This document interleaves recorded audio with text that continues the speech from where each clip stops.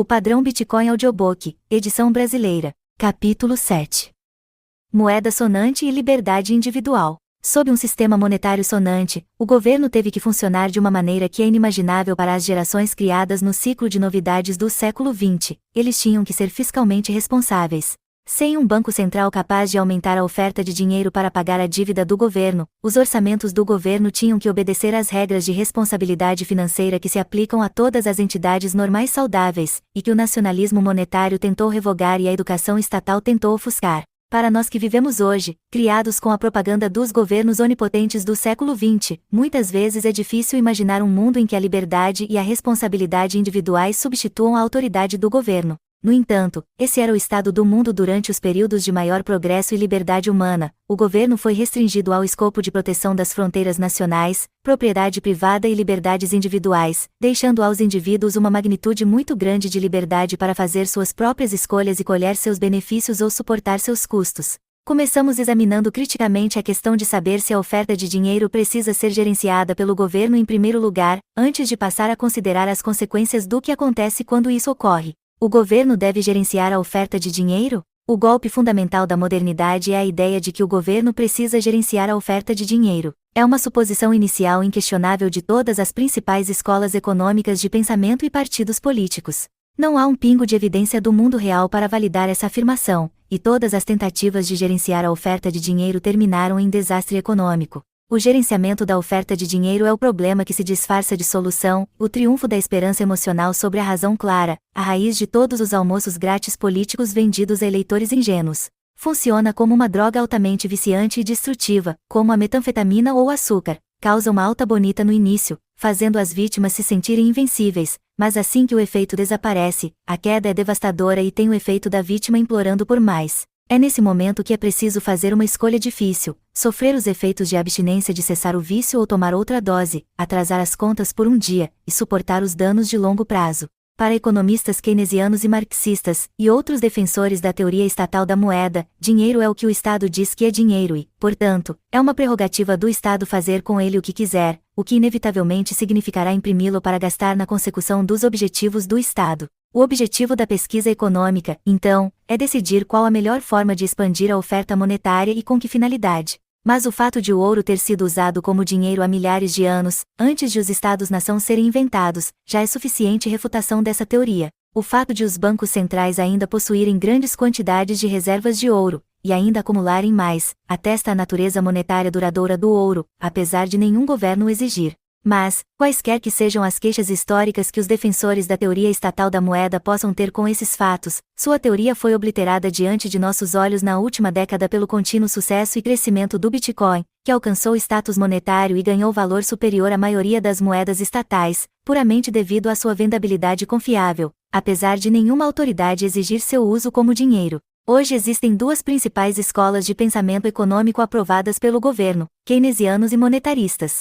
Embora essas duas escolas tenham metodologias e estruturas analíticas amplamente díspares, e estejam envolvidas em lutas acadêmicas amargas, acusando-se de não se importarem com os pobres, as crianças, o meio ambiente, a desigualdade ou a palavra da moda, ambos concordam com duas verdades inquestionáveis. Primeiro, o governo precisa expandir a oferta de dinheiro. Segundo, ambas as escolas merecem mais financiamento do governo para continuar pesquisando grandes questões realmente importantes, que as levarão a encontrar maneiras cada vez mais criativas de chegar à primeira verdade. É importante entender as diferentes razões das duas escolas de pensamento para entender como elas podem chegar à mesma conclusão e estar igualmente erradas. Keynes era um investidor e estatístico fracassado que nunca estudou economia, mas estava tão bem conectado com a classe dominante na Grã-Bretanha que a bobagem embaraçosa que ele escreveu em seu livro mais famoso, A Teoria Geral do Emprego, Dinheiro e Juros, foi imediatamente elevada para o status de verdades fundadoras da macroeconomia.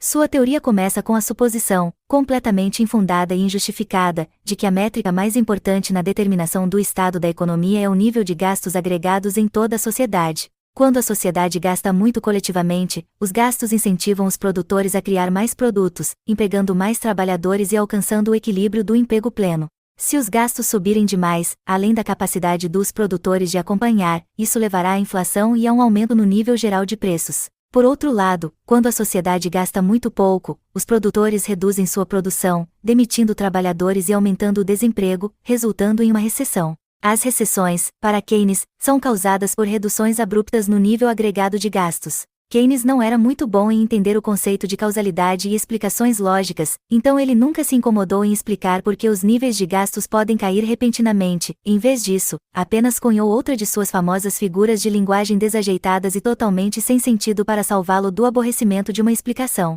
Ele atribuiu a culpa ao enfraquecimento de espíritos animais. Até hoje, ninguém sabe exatamente o que são esses espíritos animais ou por que eles podem repentinamente se enfraquecer, mas é claro que isso significa apenas que toda uma indústria de economistas financiados pelo Estado fez uma carreira tentando explicá-los ou encontrar dados do mundo real que possam se correlacionar com eles. Esta pesquisa tem sido muito boa para carreiras acadêmicas, mas não tem valor para quem realmente tenta entender os ciclos de negócios. Colocado sem rodeios, psicologia pop não substitui a teoria do capital. Livre da restrição de ter que encontrar uma causa da recessão, Keynes pôde então recomendar a solução que ele está vendendo. Sempre que há uma recessão ou um aumento no nível de desemprego, a causa é uma queda no nível agregado de gastos e a solução é o governo estimular os gastos, o que por sua vez aumentará a produção e reduzirá o desemprego. Existem 3 maneiras de estimular os gastos agregados: aumentar a oferta de dinheiro, aumentar os gastos do governo ou reduzir os impostos. A redução de impostos é geralmente desaprovada pelos keynesianos. É visto como o método menos eficaz, porque as pessoas não gastam todos os impostos que não precisam pagar, parte desse dinheiro será poupada e Keynes detestava absolutamente a poupança. A poupança reduziria os gastos, e reduzir os gastos seria a pior coisa que se pode imaginar para uma economia que busca recuperação. Era papel do governo impor uma alta preferência temporal à sociedade gastando mais ou imprimindo mais dinheiro. Visto que é difícil aumentar impostos durante uma recessão, os gastos do governo se traduziriam efetivamente no aumento da oferta monetária. Era então o santo graal keynesiano: sempre que a economia não estava em pleno emprego, um aumento da oferta de dinheiro resolveria o problema. Não adianta se preocupar com a inflação, porque, como Keynes havia mostrado, isto é, assumido sem fundamento, a inflação só acontece quando os gastos são muito altos, e como o desemprego é alto, isso significa que os gastos estão muito baixos. Pode haver consequências a longo prazo, mas não havia motivo para se preocupar com consequências a longo prazo, porque a longo prazo, estamos todos mortos, como declarou a defesa mais famosa de Keynes da irresponsabilidade libertina de alta preferência temporal. A visão keynesiana da economia está, é claro, totalmente em desacordo com a realidade. Se o modelo de Keynes tivesse alguma verdade, então necessariamente se seguiria que não pode haver exemplo de uma sociedade experimentando alta inflação e alto desemprego ao mesmo tempo. Mas isso de fato aconteceu muitas vezes, principalmente nos Estados Unidos na década de 1970, quando, apesar das garantias dos economistas keynesianos dizendo o contrário, e apesar de todo o establishment americano, do presidente Nixon ao economista de livre mercado Milton Friedman, que adotou o refrão "agora somos todos keynesianos", enquanto o governo se encarregava de eliminar o desemprego com o aumento da inflação, o desemprego continuava subindo à medida que a inflação disparava, destruindo a teoria de que há um trade-off entre os dois. Em qualquer sociedade sã, as ideias de Keynes deveriam ter sido removidas dos livros didáticos de economia e confinadas ao domínio da comédia acadêmica, mas em uma sociedade em que o governo controla a academia em um grau muito grande, os livros continuam a pregar o mantra keynesiano que justificava cada vez mais impressão de dinheiro. Ter a capacidade de imprimir dinheiro, literal e figurativamente, aumenta o poder de qualquer governo, e qualquer governo procura qualquer coisa que lhe dê mais poder. A outra escola principal de pensamento econômico aprovado pelo governo em nossos dias é a escola monetarista, cujo pai intelectual é Milton Friedman. Os monetaristas são mais bem entendidos como uma mulher de malandro dos keynesianos. Elas estão lá para fornecer uma versão fraca e diluída do argumento de livre mercado para criar a ilusão de um clima de debate intelectual a ser constantemente e compreensivamente refutada com segurança e prevenir os intelectualmente curiosos de pensar seriamente sobre o livre mercado. A porcentagem de economistas que na verdade são monetaristas é minúscula em comparação aos keynesianos, mas eles recebem muito espaço para expressar suas ideias como se houvesse 2 lados iguais. Os monetaristas concordam amplamente com os keynesianos sobre as premissas básicas dos modelos keynesianos, mas encontram querelas matemáticas elaboradas e sofisticadas em algumas conclusões do modelo, cujas exceções sempre os levam a se atreverem a sugerir um papel ligeiramente reduzido para o governo na macroeconomia, o que imediatamente faz com que sejam descartados como uma escória capitalista malvada e sem coração que não se importa com os pobres. Os monetaristas geralmente se opõem aos esforços keynesianos de gastar dinheiro para eliminar o desemprego, argumentando que, no longo prazo, o efeito sobre o desemprego será eliminado enquanto causa a inflação. Em vez disso, os monetaristas preferem cortes de impostos para estimular a economia, porque argumentam que o mercado livre alocará recursos melhor do que os gastos do governo. Enquanto esse debate sobre cortes de impostos e gastos se propaga, a realidade é que ambas as políticas resultam em déficits governamentais crescentes que só podem ser financiados com dívida monetizada, efetivamente um aumento na oferta de moeda. No entanto, o princípio central do pensamento monetarista é a necessidade premente dos governos de evitar colapsos na oferta de moeda e ou quedas no nível de preços, que eles veem como a raiz de todos os problemas econômicos. Um declínio no nível de preços, ou deflação como os monetaristas e keynesianos gostam de chamá-lo, resultaria em pessoas acumulando seu dinheiro, reduzindo seus gastos, causando aumentos no desemprego, causando uma recessão. O mais preocupante para os monetaristas é que a deflação é geralmente acompanhada de colapsos nos balanços do setor bancário e, como também compartilham uma versão à compreensão de causa e efeito, segue-se que os bancos centrais devem fazer todo o possível para garantir que a deflação nunca ocorra. Para o tratamento canônico de por que os monetaristas têm tanto medo da deflação, veja o discurso de 2002 do ex-presidente do Federal Reserve Ben Bernanke intitulado Deflação, certificando-se de que isso não ocorra aqui. A soma total da contribuição dessas duas escolas de pensamento é o consenso ensinado nos cursos de macroeconomia da graduação em todo o mundo, que o Banco Central precisa expandir a oferta de dinheiro em um ritmo controlado, para incentivar as pessoas a gastar mais e, portanto, manter o nível de desemprego suficientemente baixo. Se um banco central contrair a oferta de dinheiro, ou deixar de expandi-lo adequadamente, poderá ocorrer uma espiral deflacionária, que desencorajará as pessoas a gastar seu dinheiro e, assim, prejudicar o emprego e causar uma desaceleração econômica. Tal é a natureza desse debate que a maioria dos economistas e livros didáticos nem sequer considera a questão de saber se a oferta monetária deve aumentar, assumindo que seu aumento é um dado e discutindo como os bancos centrais precisam administrar esse aumento e ditar suas taxas. O credo de Keynes, que é hoje universalmente popular, é o credo de consumo e gastos para satisfazer desejos imediatos. Ao expandir constantemente a oferta monetária, a política monetária dos bancos centrais torna a poupança e o investimento menos atraentes e, portanto, incentiva as pessoas a poupar e investir menos enquanto consomem mais. O impacto real disso é a ampla cultura do consumo conspícuo, onde as pessoas vivem suas vidas para comprar quantidades cada vez maiores de porcaria das quais não precisam. Quando a alternativa a gastar dinheiro é testemunhar sua poupança perder valor ao longo do tempo, é melhor aproveitá-la antes que perca seu valor. As decisões financeiras das pessoas também refletem em todos os outros aspectos de sua personalidade, gerando uma preferência de tempo em todos os aspectos da vida. Desvalorizar a moeda causa menos poupança, mais empréstimos, mais pensamento de curto prazo na produção econômica e nos empreendimentos artísticos e culturais, e, talvez o mais prejudicial, o esgotamento dos nutrientes do solo, levando a níveis cada vez menores de nutrientes nos alimentos. Em contraste a essas duas escolas de pensamento está a tradição clássica da economia, que é o culminar de centenas de anos de sabedoria acumulada por todo o mundo. Comumente conhecida hoje como a Escola Austríaca, em homenagem à última grande geração de economistas da Áustria em sua era de ouro antes da Primeira Guerra Mundial, essa escola se baseia no trabalho de economistas clássicos da Escócia, França, Espanha, Arábia e Grécia Antiga ao explicar sua compreensão da economia. Ao contrário da fixação keynesiana e monetarista em análises numéricas rigorosas e sofismas matemáticos, a escola austríaca concentra-se em estabelecer uma compreensão dos fenômenos de maneira causal e deduzir logicamente implicações de axiomas comprovadamente verdadeiros. A teoria austríaca da moeda postula que a moeda surge em um mercado como a mercadoria mais negociável e o ativo mais vendável, o único ativo cujos titulares podem vender com a maior facilidade em condições favoráveis. Um ativo que mantém seu valor é preferível a um ativo que perde valor e os poupadores que desejam escolher um meio de troca gravitam em direção a ativos que mantêm o valor ao longo do tempo como ativos monetários.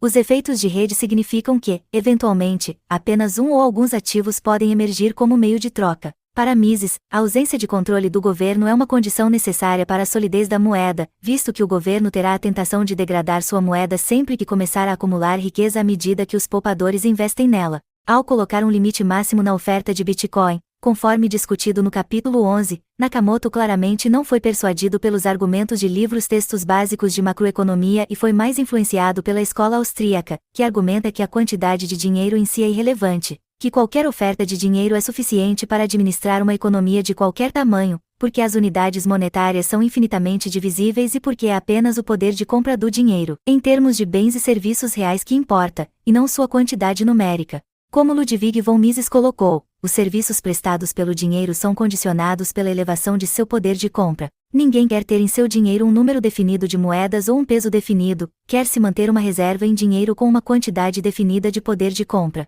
Como a operação do mercado tende a determinar o estado final do poder de compra da moeda a uma elevação em que a oferta e a demanda do dinheiro coincidem, nunca pode haver excesso ou deficiência de dinheiro. Cada indivíduo e todos os indivíduos juntos sempre desfrutam plenamente das vantagens que podem derivar da troca indireta e do uso do dinheiro, independentemente de a quantidade total de dinheiro ser grande ou pequena. Os serviços que o dinheiro presta não podem ser melhorados nem prejudicados pela alteração da oferta de dinheiro. A quantidade de dinheiro disponível em toda a economia é sempre suficiente para garantir a todos tudo que o dinheiro faz e pode fazer. Murray Rothbard concorda com Mises. Um mundo de oferta monetária constante seria semelhante ao de grande parte dos séculos XVIII e XIX, marcado pelo florescimento bem-sucedido da Revolução Industrial com o aumento do investimento de capital, aumentando a oferta de bens e com a queda nos preços desses bens assim como queda nos custos de produção. De acordo com a visão austríaca, se a oferta monetária for fixa, o crescimento econômico fará com que os preços de bens e serviços reais caiam, permitindo que as pessoas comprem quantidades crescentes de bens e serviços com seu dinheiro no futuro.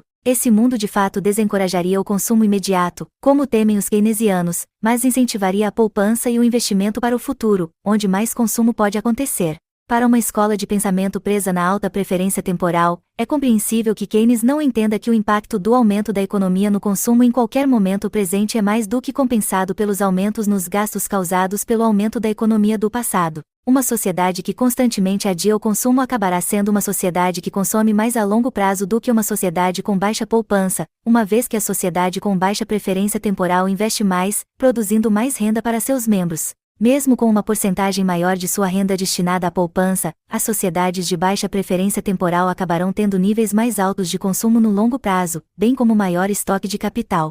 Se a sociedade fosse uma garotinha naquele experimento do marshmallow, a economia keynesiana procura alterar o experimento para que a espera castigue a garota dando a ela meio marshmallow em vez de 2, fazendo com que todo o conceito de autocontrole e baixa preferência temporal pareça contraproducente. Satisfazer prazeres imediatos é o curso de ação mais provável economicamente, e isso refletirá na cultura e na sociedade em geral. A escola austríaca, por outro lado, pregando moeda sonante, reconhece a realidade do trade-off que a natureza oferece aos seres humanos e que, se a criança esperar, haverá mais recompensa para ela, tornando-a mais feliz a longo prazo, encorajando-a a adiar sua gratificação para aumentá-la. Quando o valor da moeda cresce, é provável que as pessoas sejam muito mais exigentes com seu consumo e poupem muito mais de sua renda no futuro. A cultura do consumo conspícuo, das compras como terapia, de sempre precisar substituir porcaria de plástico barata por uma porcaria de plástico barata mais nova e chamativa não terá lugar em uma sociedade com um dinheiro que valoriza em valor ao longo do tempo. Esse mundo faria com que as pessoas desenvolvessem uma preferência de tempo mais baixa, pois suas decisões monetárias orientarão suas ações para o futuro, ensinando-os a valorizar o futuro cada vez mais.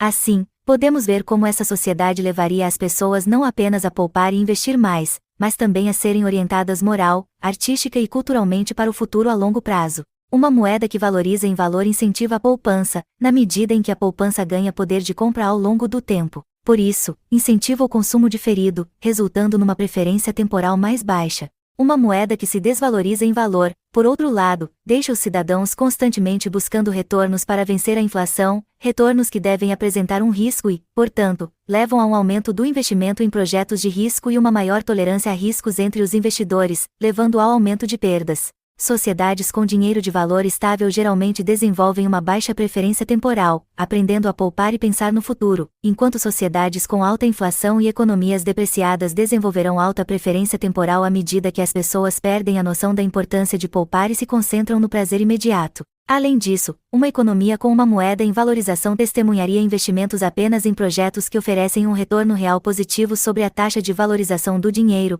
o que significa que apenas os projetos que devem aumentar o capital social da sociedade tenderão a ser financiados. Por outro lado, uma economia com uma moeda depreciada incentiva os indivíduos a investir em projetos que oferecem retornos positivos em termos da moeda depreciada, mas retornos reais negativos. Os projetos que vencem a inflação, mas não oferecem retornos reais positivos, reduzem efetivamente o capital social da sociedade, mas são uma alternativa racional para os investidores, porque reduzem seu capital mais lentamente que a moeda depreciada. Esses investimentos são o que Ludwig von Mises chama de malinvestments, projetos e investimentos não lucrativos, que só parecem lucrativos durante o período de inflação e taxas de juros artificialmente baixas e cuja lucratividade será exposta assim que as taxas de inflação caírem e as taxas de juros aumentarem, causando a parte da contração do ciclo de expansão e contração. Como Mises coloca, o boom restringe os escassos fatores de produção por meio dos maus investimentos e reduz o estoque disponível através do consumo excessivo. Suas supostas bênçãos são pagas pelo empobrecimento.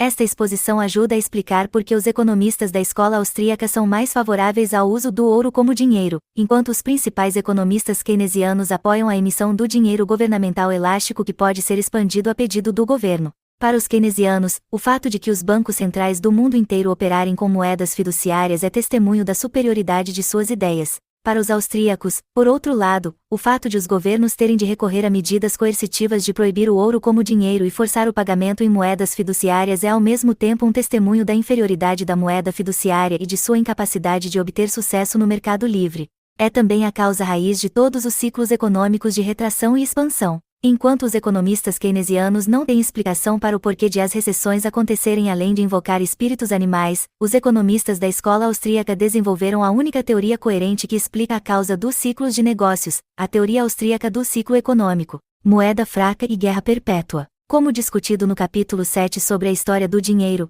não foi por acaso que a era do dinheiro controlado pelo Banco Central foi inaugurada com a Primeira Guerra Mundial da história da humanidade. Existem 3 razões fundamentais que impulsionam a relação entre moeda fraca e guerra. Primeiro, a moeda fraca é em si uma barreira ao comércio entre países, porque distorce o valor entre os países e faz dos fluxos comerciais uma questão política, criando animosidade e inimizade entre governos e populações. Segundo, o governo ter acesso a uma impressora o permite continuar guerreando até destruir completamente o valor de sua moeda, e não apenas até ficar sem dinheiro. Com moeda sonante, o esforço de guerra do governo era limitado pelos impostos que ele poderia cobrar. Com moeda fraca, ele é restringido pela quantidade de dinheiro que ele pode criar antes que a moeda seja destruída, tornando-o capaz de apropriar-se da riqueza com muito mais facilidade. Terceiro, os indivíduos que lidam com moeda sonante desenvolvem uma preferência temporal menor, permitindo que pensem mais na cooperação e não no conflito, conforme discutido no capítulo 8. Quanto maior a extensão do mercado com o qual os indivíduos podem negociar, mais especializados eles podem ser em sua produção e maiores seus ganhos com o comércio.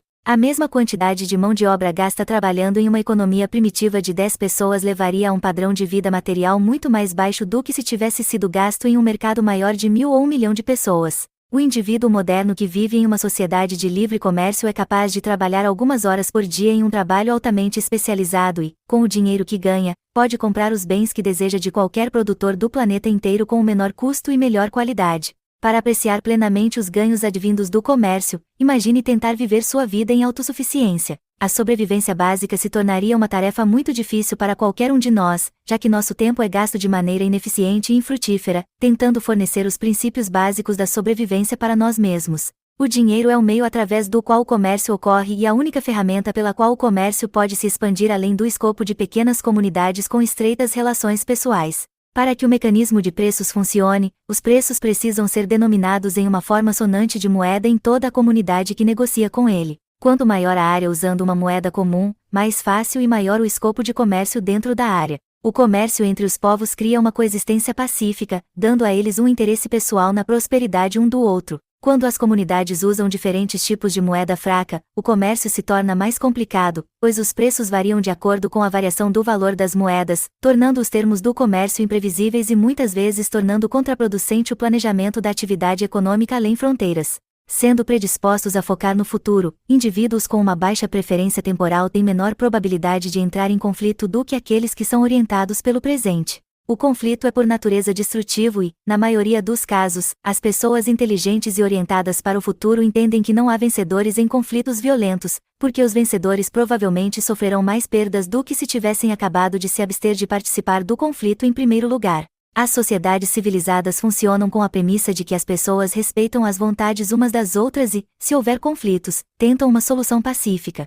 Se uma solução amigável não for encontrada, é mais provável que as pessoas se separem e evitem uma outra do que continuar a agitar e permanecer em conflito. Isso ajuda a explicar por que sociedades civilizadas prósperas geralmente não testemunham muitos crimes, violências ou conflitos. Em nível nacional, é muito mais provável que as nações que usam moeda sonante permaneçam pacíficas ou tenham conflitos limitados entre si, porque a moeda sonante impõe restrições reais à capacidade do governo de financiar suas operações militares. Na Europa do século XIX, os reis que queriam lutar entre si tiveram que tributar suas populações para financiar seus militares. A longo prazo, essa estratégia só poderia ser lucrativa para os reis que empregassem suas forças armadas defensivamente, e não ofensivamente. A ação militar defensiva sempre tem uma vantagem mais forte do que a natureza militar ofensiva, porque o defensor está lutando em seu próprio solo, perto de seu povo e de suas linhas de suprimento. Um monarca que concentrasse os militares na ação defensiva encontraria seus cidadãos dispostos a pagar impostos para se defender de invasores estrangeiros.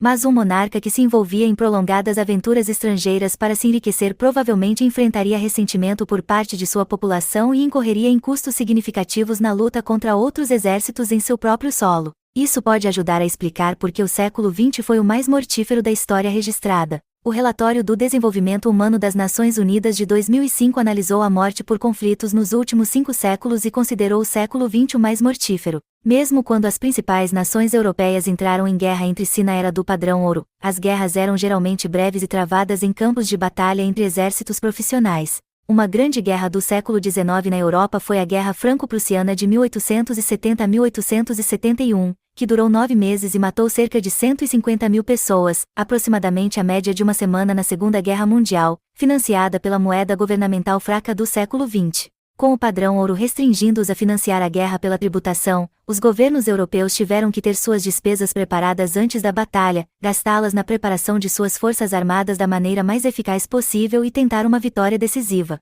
Assim que a maré da batalha começa a virar contra um dos exércitos, tornar-se uma batalha logística e economicamente perdida. Tentar aumentar os impostos para rearmar os militares para tentar virar a maré, melhor tentar negociar uma paz com o mínimo de perdas possível. As guerras mais mortais do século XIX foram as guerras napoleônicas, que foram realizadas antes que o padrão ouro fosse formalmente adotado em todo o continente, depois das experiências tolas da Revolução Francesa com inflação. Tal como está, um grande número de empresas em todas as economias avançadas se especializa na guerra como negócio e, portanto, depende de guerra perpétua para continuar operando. Elas vivem exclusivamente de gasto do governo e têm toda a sua existência dependente de guerras perpétuas que exigem gastos cada vez maiores com armamentos. Nos Estados Unidos, cujos gastos com defesa são quase iguais aos do resto do planeta somado, essas indústrias têm interesse em manter o governo dos Estados Unidos envolvido em alguma forma ou outra de aventura militar. Isso, mais do que qualquer operação estratégica, cultural, ideológica ou de segurança, explica por que os Estados Unidos se envolveram em tantos conflitos em partes do mundo que não podem ter sequer influência na vida do americano médio.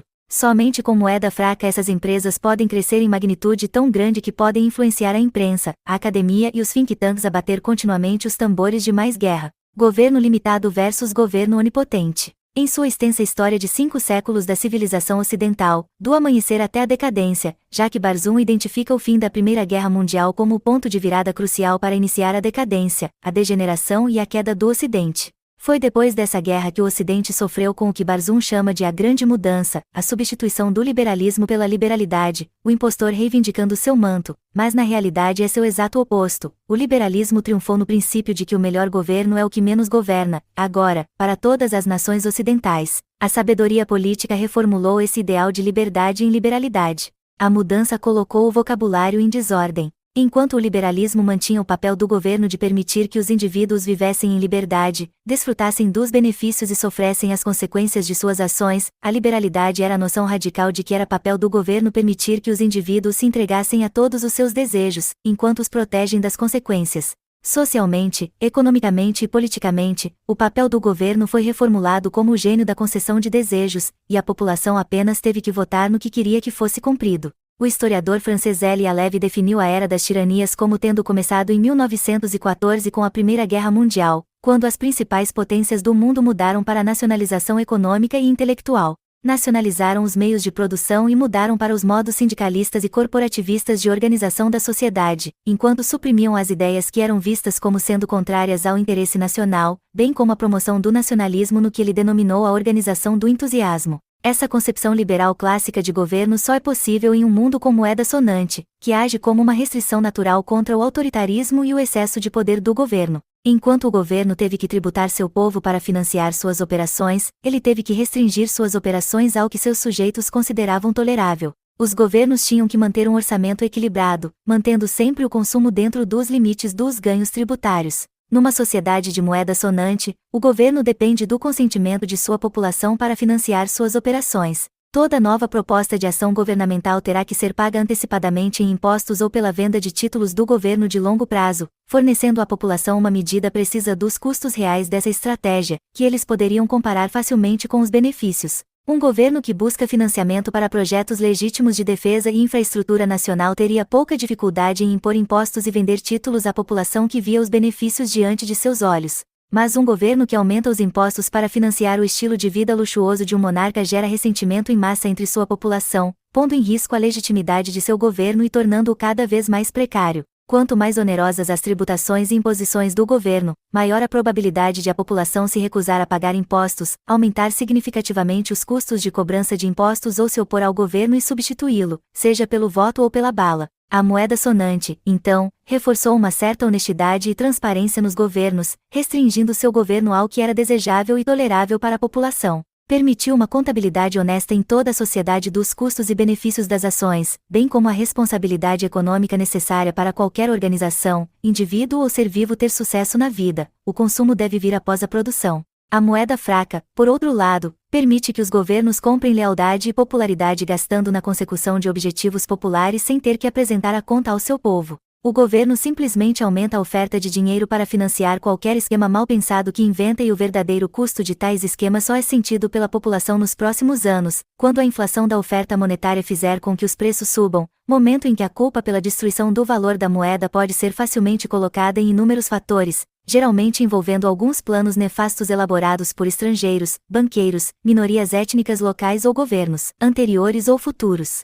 A moeda fraca é uma ferramenta particularmente perigosa nas mãos dos governos democráticos modernos que enfrentam pressão constante de reeleição. É improvável que os eleitores modernos favoreçam os candidatos que são francos quanto aos custos e benefícios de seus esquemas, é muito mais provável que eles sigam os patifes que prometem almoço grátis e culpam seus predecessores ou alguma conspiração nefasta. A democracia torna-se, assim, um delírio coletivo de pessoas tentando anular as regras da economia votando em um almoço grátis para si mesmas e sendo manipuladas em birras violentas contra bodes expiatórios sempre que a conta do almoço grátis chega via inflação e recessões econômicas. A moeda fraca está no centro do delírio moderno compartilhado pela maioria dos eleitores e daqueles azarados o suficiente para estudar macroeconomia moderna nas universidades, que as ações do governo não têm custos de oportunidade e que o governo pode agir com uma varinha mágica onipotente para criar a realidade que deseja.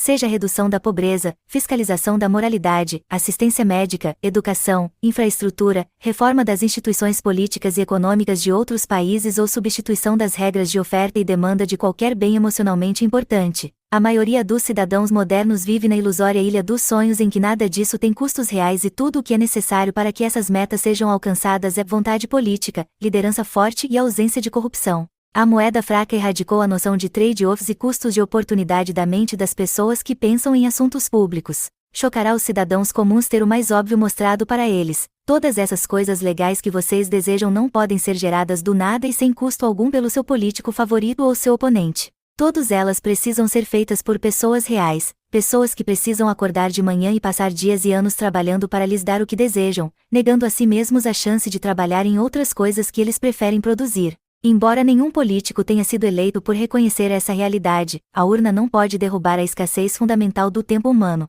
Sempre que os governos decidem fornecer algo, isso não aumenta a produção econômica, significa apenas um planejamento mais central da produção econômica com consequências previsíveis. A moeda fraca foi uma bênção para tiranos, regimes repressivos e governos ilegítimos, permitindo que evitassem a realidade dos custos e benefícios quando aumentam a oferta de dinheiro para financiar seus empreendimentos primeiro, e deixando para mais tarde a população ter que lidar com as consequências enquanto vê sua riqueza e poder de compra evaporarem. A história está repleta de exemplos de como os governos que têm a prerrogativa de criar dinheiro do nada quase sempre abusaram desse privilégio, colocando-o contra seu próprio povo. Não é por acaso que, ao rememorar os tiranos mais horríveis da história, descobrimos que todos sem exceção operavam um sistema de dinheiro emitido pelo governo que era constantemente inflado para financiar as operações do governo. Há uma boa razão para Vladimir Lenin, Joseph Stalin, Mao Zedong, Adolf Hitler, Maximilien Robespierre, Pol Pot, Benito Mussolini, Kim Jong-il e muitos outros criminosos notórios todos governarem em períodos de dinheiro emitido pelo governo,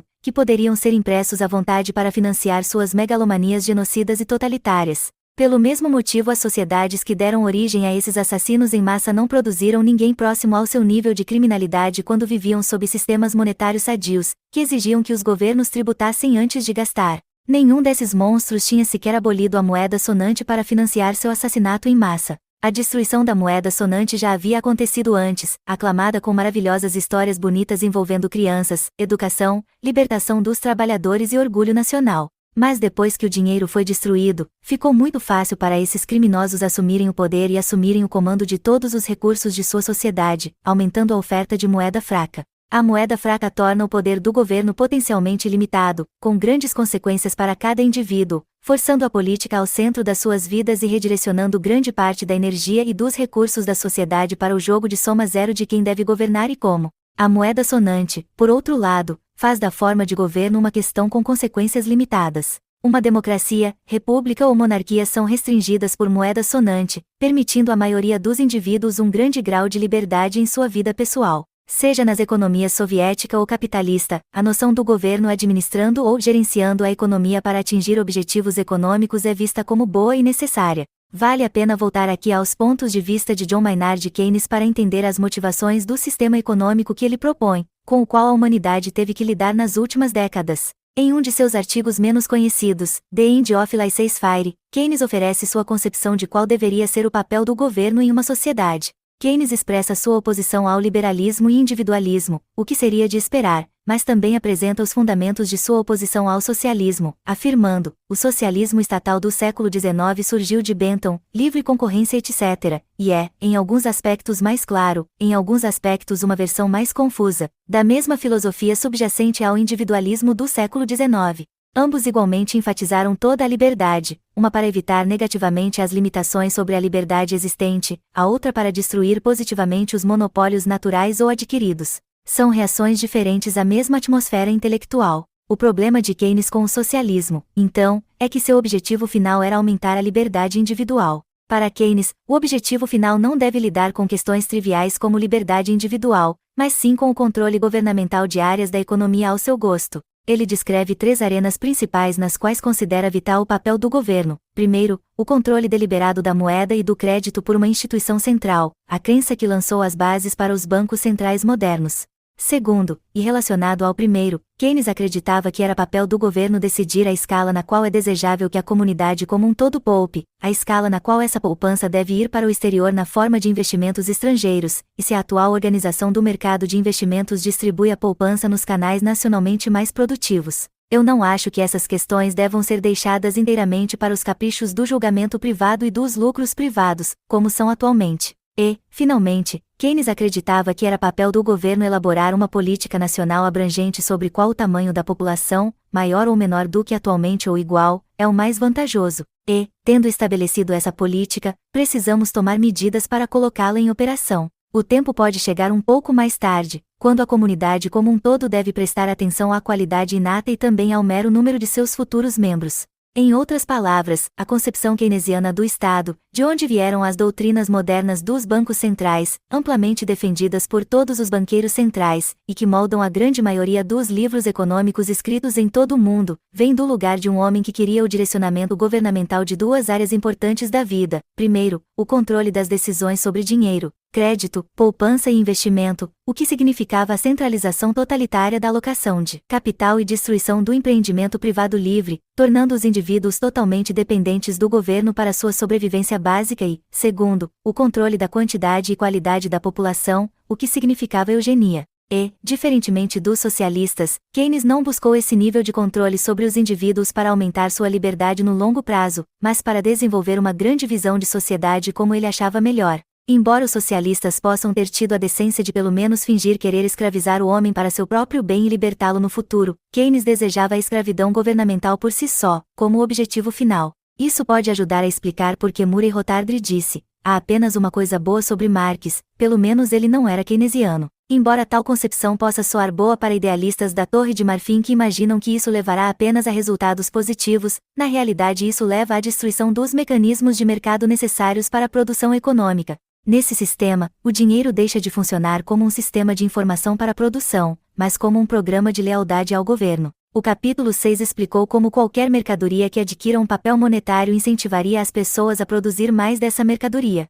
Um dinheiro que pode ser facilmente produzido levará a que mais recursos econômicos e tempo humano sejam dedicados à sua produção. Como o dinheiro é adquirido não por suas próprias propriedades, mas para ser trocado por outros bens e serviços, seu poder de compra é importante, não sua quantidade absoluta. Portanto, não há benefício social de nenhuma atividade que aumente a oferta de dinheiro. É por isso que, em um mercado livre, o que quer que assuma uma função monetária terá uma taxa de escassez reconhecidamente alta. A nova oferta monetária é pequena em comparação com a oferta geral existente. Isso garante que a menor quantidade possível de trabalho e recursos de capital da sociedade seja deduzida para produzir mais meio monetário e, em vez disso, seja dedicada à produção de bens e serviços úteis cuja quantidade absoluta, diferente da do dinheiro, é importante. O ouro tornou-se o principal padrão monetário global porque sua nova produção sempre foi um percentual fielmente pequeno de sua oferta existente, tornando a mineração de ouro um negócio altamente incerto e não rentável, forçando assim cada vez mais capital e trabalho do mundo a serem direcionados para a produção de bens não monetários. Para John Maynard Keynes e Milton Friedman, uma das principais atrações de se afastar do padrão ouro era a redução nos custos de mineração de ouro que resultariam da mudança para o papel moeda emitido pelo governo, cujo custo de produção é muito menor do que o do ouro. Eles não apenas não entenderam que o ouro tem muito poucos recursos indo para sua produção em comparação com outros bens cuja oferta pode ser inflada com muito mais facilidade, como também subestimaram severamente os custos reais para a sociedade de uma forma de dinheiro cuja oferta pode ser expandida à vontade de um governo suscetível a interesses privados e democráticos. O custo real não está no custo direto da operação das impressoras, mas de toda a atividade econômica perdida quando os recursos produtivos vão atrás do novo dinheiro emitido pelo governo ao invés de ser empregado na produção econômica. A criação de crédito inflacionário pode ser entendida como um exemplo do que o economista John Kenneth Galbraith chamou de apropriação em seu livro sobre a Grande Depressão. À medida que a expansão do crédito na década de 1920 disparou, as empresas estavam inundadas de dinheiro e era muito fácil para as pessoas se apropriarem desse dinheiro de várias maneiras. Enquanto o crédito continuar fluindo, as vítimas ficam alheias e uma ilusão de aumento de riqueza é criada em toda a sociedade, tanto a vítima quanto o ladrão pensando que tem o dinheiro. A criação de crédito pelos bancos centrais causa bons insustentáveis, permitindo o financiamento de projetos não rentáveis e permitindo que eles continuem consumindo recursos em atividades improdutivas. Em um sistema monetário sólido, qualquer empresa que sobreviva o faz oferecendo valor à sociedade, recebendo uma receita mais alta por seus produtos do que os custos incorridos por seus insumos.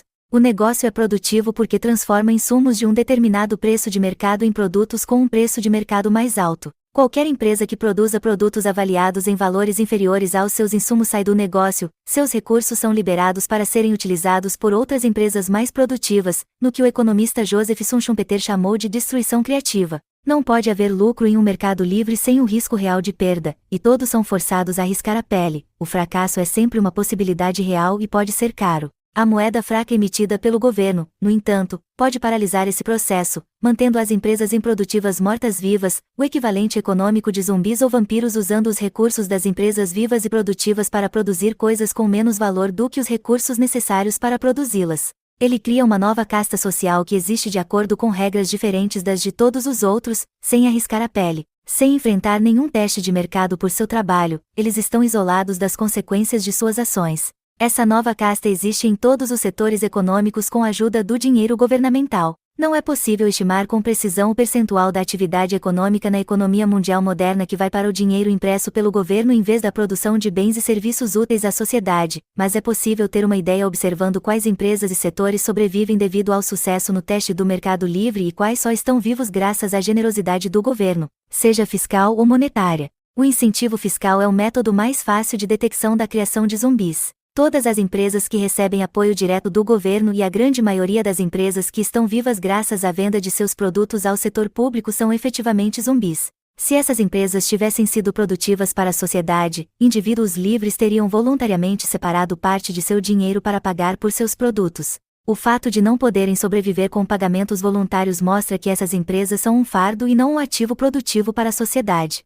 Mas o método mais pernicioso de criar zumbis não é através de pagamentos diretos do governo, mas através do acesso a crédito com baixas taxas de juros. Como o dinheiro fiduciário corrói lentamente a capacidade da sociedade de poupar, os investimentos de capital não vêm mais da poupança dos poupadores, mas da dívida criada pelo governo, que desvaloriza as poupanças existentes. Em uma sociedade com moeda sonante, quanto mais uma pessoa poupa, mais ela consegue acumular capital e mais pode investir, o que significa que os proprietários de capital tendem a ser aqueles com menor preferência temporal. Mas quando o capital provém da criação de crédito do governo, os alocadores de capital não são mais os que se orientam para o futuro, mas membros de várias agências burocráticas. Em um mercado livre com moeda sonante, os proprietários de capital optam por alocar seu capital aos investimentos que consideram mais produtivos e podem utilizar bancos de investimento para gerenciar esse processo de alocação. O processo recompensa as empresas que atendem aos clientes com sucesso e os investidores que os identificam, enquanto punem os erros. Em um sistema monetário fiduciário, no entanto, o Banco Central é de fato responsável por todo o processo de alocação de crédito. Controla e supervisiona os bancos que alocam capital, define os critérios de elegibilidade para empréstimos e tenta quantificar os riscos de uma maneira matemática que ignora como os riscos do mundo real funcionam. O teste do livre mercado é suspenso pois o direcionamento do crédito pelo Banco Central pode anular a realidade econômica de lucros e perdas. No mundo do dinheiro fiduciário, ter acesso às torneiras de dinheiro do Banco Central é mais importante do que atender aos clientes. As empresas que conseguem obter crédito com taxas de juros baixas terão uma vantagem persistente sobre os concorrentes que não conseguem. Os critérios para o sucesso no mercado tornam-se cada vez mais relacionados à capacidade de garantir financiamento a taxas de juros mais baixas do que a prestação de serviços à sociedade. Esse fenômeno simples explica grande parte da realidade econômica moderna, como o grande número de indústrias que ganham dinheiro, mas que não produzem valor para ninguém. As agências governamentais são o principal exemplo, e a notoriedade global que conquistaram pela incompetência de seus funcionários só pode ser entendida como uma função do financiamento via apropriação completamente desapegada da realidade econômica. Em vez do duro teste do sucesso do mercado ao servir os cidadãos, as agências governamentais se testam entre si e, invariavelmente, concluem que a resposta para todas as suas falhas está em mais financiamento. Independentemente do nível de incompetência, negligência ou falha, agências e funcionários governamentais raramente enfrentam consequências reais. Mesmo depois que a justificativa para a existência de uma agência governamental for removida, ela continuará operando tentando atrair para si mais deveres e responsabilidades. O Líbano, por exemplo, continua a ter uma autoridade ferroviária décadas depois que seus trens foram desativados e os trilhos enferrujaram sem uso. Em um mundo globalizado, essa apropriação não se restringe às organizações governamentais nacionais, mas cresceu para incluir organizações governamentais internacionais, uma drenagem mundialmente reconhecida de tempo e esforço sem benefício concebível para ninguém, exceto para os empregados neles. Por estarem localizadas longe dos contribuintes que as financiam, essas organizações enfrentam ainda menos escrutínio do que as organizações governamentais nacionais e, como tal, funcionam com ainda menos responsabilidade e uma fiscalização mais relaxada para orçamentos, prazos e trabalho. A academia é outro bom exemplo, onde os alunos pagam taxas cada vez mais exorbitantes para ingressar nas universidades apenas para serem ensinados por professores que gastam muito pouco tempo e esforço no ensino e orientação de estudantes, concentrando-se na publicação de pesquisas elegíveis para obter subsídios do governo e subir na escada acadêmica corporativa. Em um mercado livre, os acadêmicos teriam que contribuir com valor ensinando ou escrevendo coisas que as pessoas realmente leem e delas se beneficiam. Mas o trabalho acadêmico padrão raramente é lido por qualquer pessoa, exceto pelo pequeno círculo de acadêmicos em cada disciplina que aprova as bolsas uns dos outros e aplica os padrões de pensamento em grupo e conclusões de motivação política, mascarados de rigor acadêmico. O livro de economia mais popular e influente no período pós-guerra foi escrito pelo Prêmio Nobel Paul Samuelson. Samuelson previu que o fim da Segunda Guerra Mundial causaria a maior recessão da história mundial, mas tivemos um dos maiores boons da história dos Estados Unidos. Mas fica melhor. Samuelson escreveu o livro de economia mais popular da era pós-guerra, Economics, A Introductory Analysis, que vendeu milhões de cópias em 6 décadas. Levi e Peart estudaram as diferentes versões do livro de Samuelson onde se diz repetidamente que o modelo econômico soviético é mais propício ao crescimento econômico, prevendo na 4ª edição em 1961 que a economia da União Soviética ultrapassaria a dos Estados Unidos entre 1984 e 1997. Essas previsões dizendo que soviéticos ultrapassariam os Estados Unidos continuaram sendo feitas com confiança cada vez maior em 7 edições do livro, até a 11ª edição em 1980, com estimativas variadas para quando a ultrapassagem ocorreria.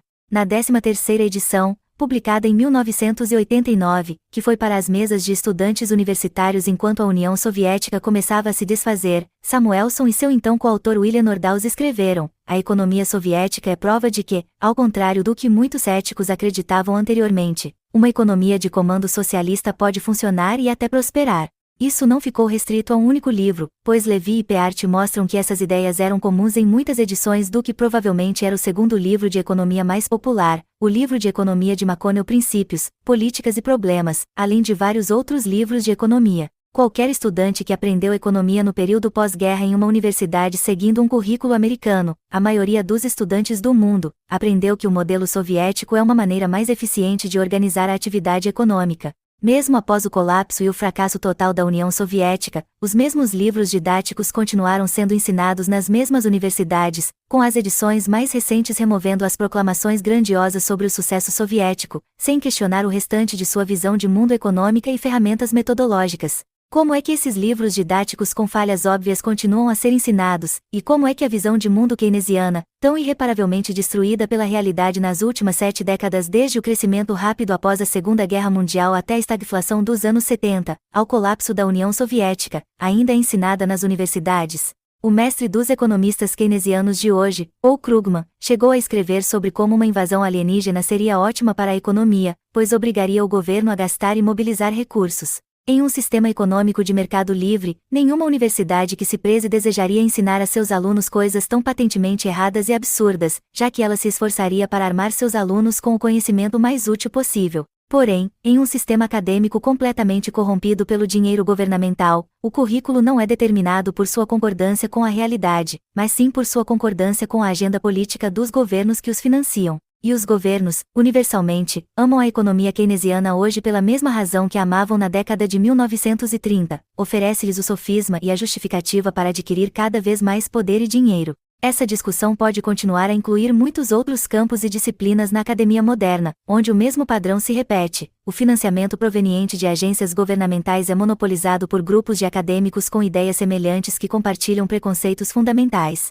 Você não consegue um emprego ou financiamento nesse sistema produzindo um conhecimento importante, produtivo e útil para o mundo real, mas promovendo a agenda dos financiadores. O fato de o financiamento vir de apenas uma fonte elimina a possibilidade de um mercado livre de ideias. Os debates acadêmicos giram em torno de minúcias cada vez mais misteriosas, e todas as partes nessas disputas fraternas sempre podem concordar que ambas as partes precisam de mais financiamento para continuar essas importantes divergências. Os debates da academia são quase totalmente irrelevantes para o mundo real, e os artigos de seus periódicos quase nunca são lidos por ninguém, exceto pelas pessoas que os escrevem para fins de promoção de emprego, mas o financiamento do governo continua indefinidamente porque não há mecanismo pelo qual o financiamento governamental pode ser reduzido quando não beneficia ninguém. Numa sociedade com moeda sonante, bancos são muito importantes e prestam um trabalho produtivo, onde os banqueiros desempenham duas funções centrais para a prosperidade econômica: a guarda de ativos como depósitos e a correspondência entre maturidade e tolerância a riscos entre investidores e oportunidades de investimento. Os banqueiros ganham dinheiro se apropriando dos lucros se obtiverem sucesso no trabalho, mas não obtêm lucro se fracassarem. Somente os banqueiros e bancos bem-sucedidos permanecem em seu trabalho, pois os que falham são eliminados. Em uma sociedade de moeda sonante, não há preocupações de liquidez com relação à falência de um banco, pois todos os bancos mantêm todos os seus depósitos em mãos e têm investimentos com vencimento correspondente. Em outras palavras, não há distinção entre falta de liquidez e insolvência e não há risco sistêmico que possa tornar qualquer banco grande demais para falir. Um banco que declara falência é o problema de seus acionistas e credores, e de mais ninguém. A moeda fraca permite a possibilidade de um descasamento de vencimentos, do qual um banco com reservas fracionárias é apenas um subconjunto, e isso deixa os bancos sempre sujeitos a uma crise de liquidez ou a uma corrida bancária. O descasamento de vencimentos, ou o banco de reservas fracionárias como um caso especial, sempre está sujeito a uma crise de liquidez se credores e depositários exigirem seus depósitos ao mesmo tempo. A única maneira de tornar a incompatibilidade de maturidade segura é com a presença de um credor de último recurso,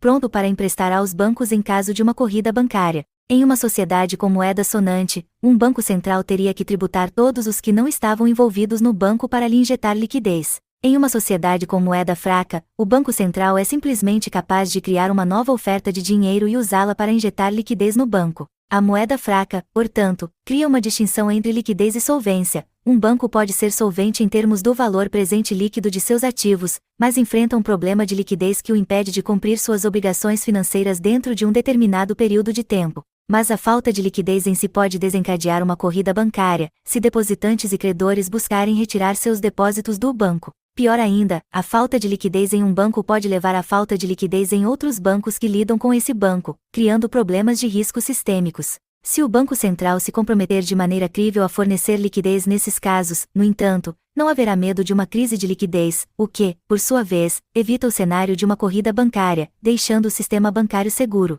O sistema bancário de reservas fracionárias, ou, mais genericamente, o descasamento de vencimentos, provavelmente continuará a causar crises financeiras sem ter um banco central que utilize uma oferta monetária elástica para resgatar esses bancos. Mas a presença de um banco central capaz de resgatar os bancos cria um grande problema de risco moral para esses bancos. Agora eles podem correr riscos excessivos, sabendo que o Banco Central estará inclinado a socorrê-los para evitar uma crise sistêmica. A partir disso, vemos como o setor bancário evoluiu até se tornar um negócio que gera retornos sem riscos para os banqueiros e, simultaneamente, cria riscos sem retornos para todos os outros. O setor bancário é um setor que aparentemente só cresce atualmente, e os bancos não podem falir. Devido aos riscos sistêmicos envolvidos na administração de um banco, qualquer falência de um banco pode ser vista como um problema de liquidez e, muito provavelmente, obterá o apoio do Banco Central. Nenhuma outra indústria ostensivamente privada desfruta de um privilégio tão exorbitante, combinando as mais altas taxas de lucratividade do setor privado com a proteção do setor público. Essa combinação tornou o trabalho dos banqueiros tão criativo e produtivo quanto o de funcionários públicos, mas mais gratificante do que a maioria dos outros empregos. Como resultado, o setor financeiro continua crescendo enquanto a economia dos Estados Unidos se torna cada vez mais financeirizada. Desde a revogação da Lei Glass-Steagall em 1999, a separação entre banco comercial e de investimento foi removida e, portanto, os bancos comerciais que tinham garantia de depósito do FDIC agora também podem fazer financiamento de investimentos, com a garantia do FDIC protegendo-os de perdas de investimento. Um investidor que possui garantia de perda possui uma opção gratuita, efetivamente uma licença para imprimir dinheiro. Fazer investimentos lucrativos permite acumular todos os ganhos, enquanto as perdas podem ser socializadas. Qualquer pessoa com essa garantia pode ganhar grandes quantias de dinheiro simplesmente emprestando e investindo seu dinheiro. Ele consegue manter os lucros, mas terá suas perdas cobertas. Não é de se admirar que isso tenha levado a uma parcela cada vez maior dos recursos de capital e mão de obra gravitando em direção às finanças, pois é a coisa mais próxima que nós temos de um almoço grátis. O economista Thomas Philippon produziu estudos detalhados do tamanho do setor financeiro como porcentagem do PIB nos últimos 150 anos. A proporção foi inferior a 3% nos anos que antecederam a Primeira Guerra Mundial, mas subiu depois, colapsando durante a Grande Depressão, mas crescendo de uma maneira imparável, aparentemente, desde o final da Segunda Guerra Mundial. Curiosamente, pode-se ver isso refletido na alta porcentagem de estudantes universitários que estão interessados em seguir carreiras em finanças, em vez de em engenharia, medicina ou outras indústrias mais produtivas. À medida que as telecomunicações avançam, espera-se que cada vez mais o trabalho do setor financeiro possa ser automatizado e realizado mecanicamente, levando o setor a diminuir de tamanho ao longo do tempo. Mas, na realidade, continua a crescer rapidamente, não por causa de nenhuma demanda fundamental, mas porque está protegido contra perdas do governo, podendo continuar prosperando. A apropriação é mais evidente no setor financeiro, mas não para nele. Possivelmente, constitui uma vantagem competitiva para empresas de tamanho maior sobre aquelas de tamanho menor. Em uma sociedade em que os investimentos de capital são financiados com poupança, o capital é de propriedade daqueles com menor preferência temporal, que o alocam com base em suas próprias estimativas das probabilidades de sucesso do mercado, recebendo recompensas por estarem corretos e perdas por estarem errados. Mas, com moeda fraca, a poupança é destruída e o capital é criado a partir do crédito bancário inflacionário, e sua alocação é decidida pelo Banco Central e seus bancos membros. Em vez de a alocação ser decidida pelos membros mais prudentes da sociedade com menor preferência temporal e a melhor previsão de mercado, ela é decidida pelos burocratas do governo cujo incentivo é emprestar o máximo possível, e não ser o correto, pois eles são significativamente protegidos dos prejuízos. O planejamento centralizado da alocação de crédito não é diferente de nenhum tipo de planejamento central. Isso resulta em burocratas ticando caixinhas em branco e preenchendo papeladas para garantir que eles atendam aos requisitos de seus chefes, enquanto o propósito do trabalho é perdido. O insight do banqueiro e a diligência em examinar o valor real dos investimentos são substituídos por ticar os requisitos de empréstimos do Banco Central. Uma grande vantagem na garantia de crédito centralizado é a escala, pois parece quantitativamente menos arriscado emprestar a grandes credores. Quanto maior a empresa, mais previsível é a fórmula para o seu sucesso, maior a garantia em caso de falência e os burocratas bancários se sentem mais seguros ao fazer empréstimos de acordo com os critérios de empréstimo do Banco Central. Embora muitos setores possam se beneficiar de economias de escala, a emissão centralizada de crédito acentua as vantagens do tamanho muito além do que seria o caso no mercado livre. Qualquer setor que pode pegar emprestado mais dinheiro do que sabe o que fazer com ele é um bom candidato, visto que esse cenário não pode se materializar em um mundo de capital financiado por poupança. Quanto maior a empresa, mais fácil é conseguir um financiamento com juros baixos, dando-lhe uma grande vantagem sobre os pequenos produtores independentes. Em uma sociedade em que o investimento é financiado pela poupança, uma pequena lanchonete local concorre com clientes e financiamento com uma gigante de fast food em pé de igualdade. Clientes e investidores têm livre escolha para alocar seu dinheiro entre as duas indústrias.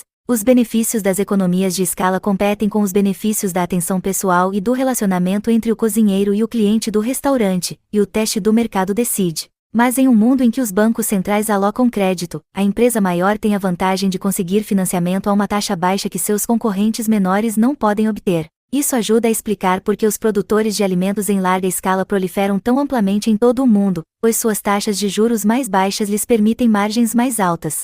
O triunfo do alimento ultraprocessado insosso produzido em massa não pode ser entendido fora dos grandes benefícios que a larga escala oferece aos produtores. Num mundo em que quase todas as empresas são financiadas através da expansão de crédito de Banco Central, não pode haver uma maneira simples de discernir quais indústrias estão crescendo devido à injeção de esteroides, mas existem alguns sintomas reveladores.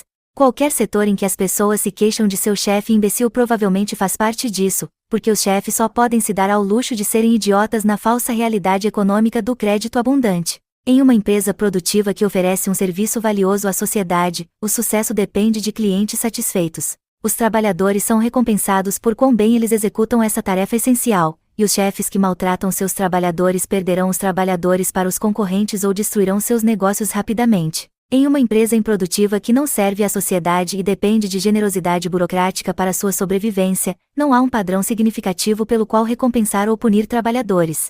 Essa enganação pode parecer sedutora do lado de fora, graças aos generosos salários regulares e à falta de trabalho real envolvido, mas se há uma lição que a economia nos ensina, é que não existe almoço grátis. O dinheiro entregue a pessoas improdutivas atrairá muitas pessoas que desejam fazer esses trabalhos, aumentando o custo de realizar esses trabalhos em tempo e dignidade. A contratação, a demissão, a promoção e a punição acontecem a critério de cada camada de burocratas. Nenhum trabalho é valioso para a empresa, todos são dispensáveis e a única maneira de manter um emprego é provar ser valioso para a camada acima dele. Um emprego nessas empresas é um jogo em tempo integral da política do escritório. Esses trabalhos são atraentes apenas para pessoas materialistas superficiais que gostam de ter poder sobre os outros, e anos de maus-tratos são suportados pelo salário e pela esperança de poder infligir esses maus-tratos a outros. Não é de se admirar que as pessoas que trabalham nesses empregos estão regularmente deprimidas e precisam de medicamentos e psicoterapias constantes para manter a funcionalidade básica. Nenhuma quantia em dinheiro vale a destruição espiritual que esse ambiente cria nas pessoas.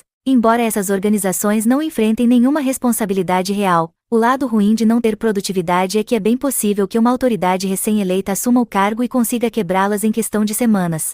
Esse é um destino muito mais trágico para os trabalhadores dessas organizações, pois eles geralmente não têm habilidades úteis que possam ser transferidas para outras vias de trabalho. A única cura que pode funcionar para essas patologias é a moeda sonante, que erradicará a noção de pessoas que trabalham para ficar ticando caixinhas em branco e em serem agradáveis aos chefes sádicos, e fará da disciplina de mercado o único árbitro para a renda de alguém.